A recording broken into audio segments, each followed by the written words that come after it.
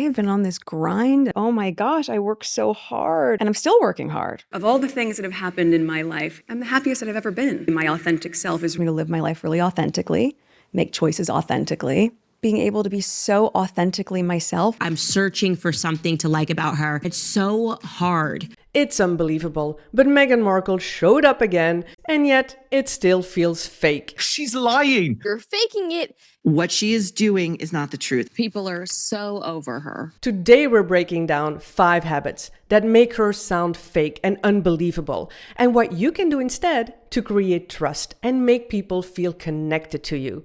Hi there, I'm Rachel. The first thing is fake feelings. Feeling shocked and angry. I'm the happiest that I've ever been. So happy. I'm better than okay. Meghan is talking about her emotions a lot. She's saying words like it's hard, or I'm happy, or I'm angry. But the words don't land. You don't feel the emotion. Her face is just the same. Her sound is just the same. Compare this to Selena Gomez. How did you go about learning how to live with bipolar? Well, I do the necessary things, I see a therapist. I have tons of workbooks like a nerd. I write music. I try to take what's going on and turn it into something beautiful in the best way that I can. Do you notice a difference? When Selena speaks, we feel the emotion. It lands, it creates a connection. When Meghan speaks, it feels like her words are perfectly scripted. Oh my gosh, I work so hard and I'm still working hard. There is no pause. There is no shift in her face or her tone. There's no vulnerability. It just doesn't feel real. She's such a phony. Just be honest. The point is that when you're talking about feelings or emotions, let people see the effect that that emotion has on you, like a real human being. She suffers from such a rare disorder of being unable to just be a human. The second thing is the perfect scripted answers. Now watch this first and then let me know if you think this is rehearsed or not. And by the way, if you've liked this so far, can you hit the like and the subscribe? Thank you so much. I have been on this grind. Oh my gosh, I work so hard and I appreciate what hard work looks like. I like working hard and I'm still working hard. It means we're working on replenishment and what are the next SKUs and what's the next tranche of products and what's the timing on that and writing the newsletters and writing the social media captions and making sure that all that feels in line and what's the cadence of it and what's the photography that we want to do and what do I want to wear for those shoots, while also editing all the time-coded notes for season 2 of With Love Meghan. And then first of all, did you notice how it rolls out of her mouth? Perfectly structured answers with all the right words. And yet, the interviewer makes sure to say that the questions are not prepared in advance. You haven't seen any of the questions ahead of time. Meghan doesn't think, she doesn't pause, she doesn't hesitate. She's almost out of breath saying that whole list. Now you tell me, does that feel rehearsed to you? Compare her to Brene Brown. A similar interview style, similar question. If someone just said, "Who are you, Brene?" what would you say? Brene Brown. Mom, partner, researcher, storyteller, Texan. I don't know. I'd ask them how much time they have, but I'm a complicated person. Are you? Yeah. You see, Brene thinks, she pauses. You can see it's honest in that moment. With Meghan, it just sounds scripted.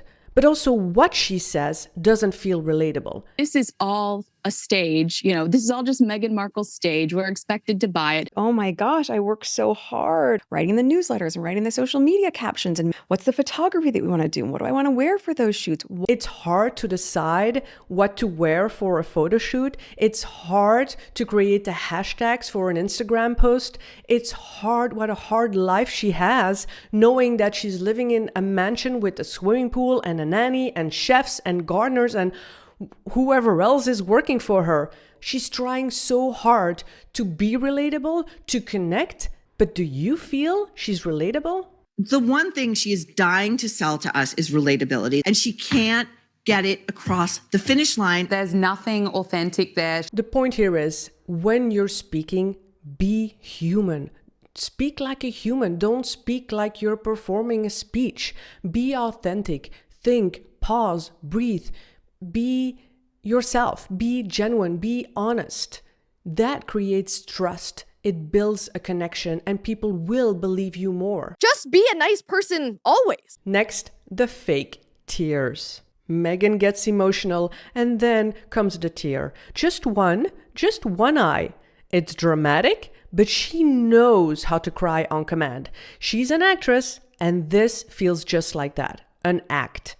The entire interview, it feels staged. The questions, the answers, they're all leading up to this moment so that she can actually stage that emotion. But yet, remember, the questions are not prepared in advance. You haven't seen any of the questions ahead of time. There isn't a tear in sight, Dan. Look at this.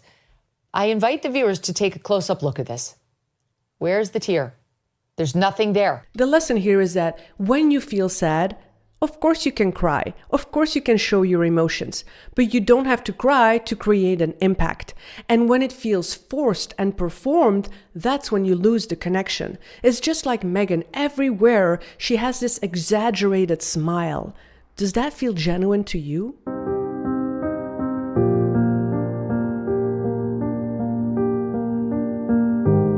If tears flow naturally to you, then let it happen. When I think they visibly saw me in so much pain, and they didn't want it for me, but sorry, I hate that you went through what you went through. It breaks my heart, but I'm so proud of you.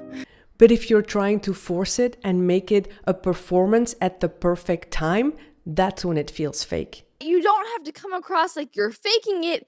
Let's talk about her dramatic sigh. Watching it and going, oh my gosh, because I'm so busy, drop off. Okay, the day point, at least, I don't know, during the, no. So yes, 10 years and as an adult, it's such a great question. Important to me to know that she's a part of this with us. It's not just once or twice. It's a pattern that feels staged and timed. Yeah.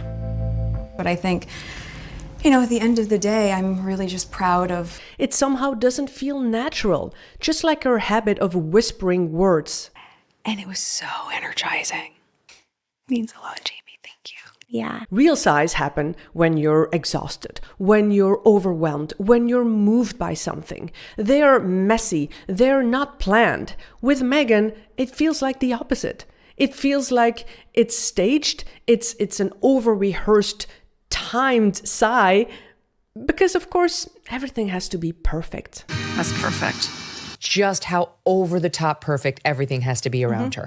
The point is that when you want people to believe you and trust you, make your reactions real.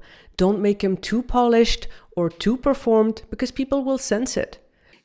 You're never going to convince anyone that you're authentic. I'm okay with that. Real connection happens through honesty, not performance.